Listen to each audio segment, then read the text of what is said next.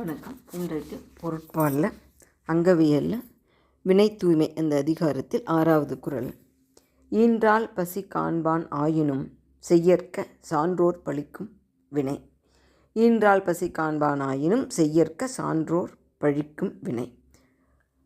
இந்த குறள் நிறைய பேர் நிறைய இடத்துல கேட்டிருப்பீங்க, மேடை பேச்சிலெல்லாம் பேசியிருப்பாங்க.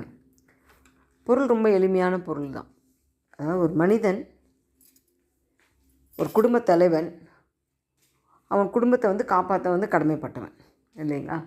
அவனுடைய மனைவி, குழந்தைகள், தன்னுடைய பெற்றோர்கள், இவர்களை அவன் கண்டிப்பாக காப்பாற்றணும். அப்போது ஒரு வறுமையின் காரணமாக அவங்களுக்கு போதிய உணவு கொடுக்க முடியல அப்படின்னாக்கா ரொம்ப மனதில் வருத்தமாக இருக்கும். அதனால் ஏதாவது செய்தாவது நம்ம அவங்களோட பசியை தீர்த்தரணும் அப்படின்னு நினைக்கிறது ரொம்ப இயல்பு. அதுலேயும் வயதான காலத்தில் அவங்க அம்மாவுடைய பசியை பார்த்துட்ருக்கிறது அப்படிங்கிறது எந்த ஒரு மகனுக்கும் மனதை ரொம்ப வருத்தக்கூடிய ஒரு செயல். அப்படிப்பட்ட ஒரு சூழ்நிலை வந்தாலும் கூட செய்யற்க, செய்யாதீங்க, சான்றோர் பழிக்கும் வினை. அறிஞர்கள் பழி அப்படின்னு ஒரு விஷயத்தை இது அறம் இல்லாத செயல் அப்படின்னு பழிக்கக்கூடிய செயலை செய்யாதீங்க. ரொம்ப எளிமையாக ஒரு உதாரணம் பார்க்கணுன்னா, திருடுறது. அம்மா பசியோடு இருக்காங்க அப்படின்றதுக்காக ஒரு பொருளை திருடி கொண்டு அம்மாக்கிட்ட அம்மாவோட பசியை தீர்த்தரலாம் அப்படின்னு நினைக்காதீங்க. அது சரியில்லை அப்படின்றார். நம்ம படிக்கிற அதிகாரம் வினை தூய்மை. அம்மாவோட பசியை தீர்க்கணும் அப்படிங்கிறது கண்டிப்பாக முக்கியம்.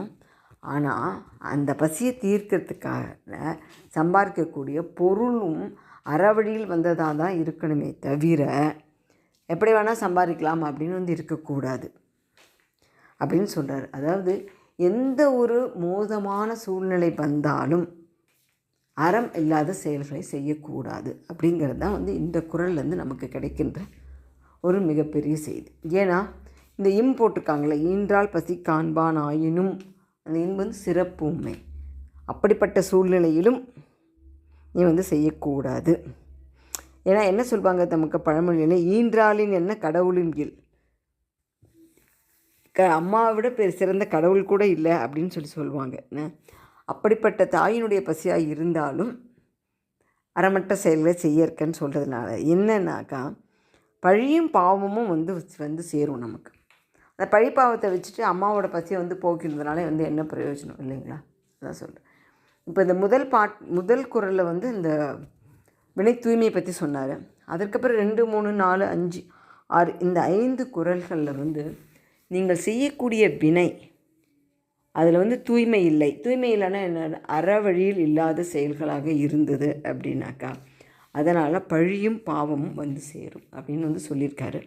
பழி அப்படிங்கிறது நம்ம இம்மையில் இப்போ வாழ்கின்ற காலத்தில் நமக்கு வர்றது. நம்ம செய்கின்ற செயல் சரியா இல்லைன்னா எல்லோரும் நம்மளை பழிப்பார்கள். பாவம் அப்படின்றது மறுமைக்கும் வரும். அதனால் அது தொடர்ந்து வந்துட்டுருக்கும் அப்படிங்கிறது. அதனால் இந்த பழி பாவம் இரண்டுமே இந்த வினை தூய்மை இல்லாத வினைகளை செய்வதனால் நமக்கு வரும் அப்படின்னு சொல்லி இந்த 5 குறளையும் ரொம்ப ஆழமாக நம்ம மனசில் பதிவு வச்சுருக்கிறாரு. இதுக்கு அடுத்து வர குறள்களில் என்ன சொல்ல போகிறார் நாளை பார்க்கலாம். நன்றி, வணக்கம்.